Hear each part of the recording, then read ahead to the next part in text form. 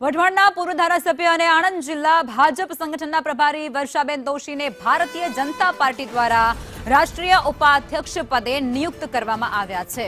આ ભવ્ય નિમણૂક બાદ આણંદ જિલ્લા ભાજપ કાર્યાલય શ્રી કમલમ નાવલી ખાતે સંગઠન દ્વારા તેમનું ભવ્ય સ્વાગત કરવામાં આવ્યું। આ વિશેષ પ્રસંગે તેમના પુત્ર પણ ઉપસ્થિત રહ્યા હતા અને તેમણે આ રાષ્ટ્રીય જવાબદારી માટે પક્ષનો આભાર પણ વ્યક્ત કર્યો। आज रोज राष्ट्रीय उपाध्यक्ष तरीकेनी नवी जवाबदारी मने मळी छे। हूँ मारा शिक्षक नेतृत्वनो खूब आभार व्यक्त करूँ छूँ। पार्टी में कार्यकर्ता तरीके जवाबदारी मळे छे ए एक महिला के पुरुष करता पण जे काम छे प्रदेश में कर्युं ए हवे आगळ वधीने अन्य राज्यनी जवाबदारी मळशे एमां आपणे करशुं।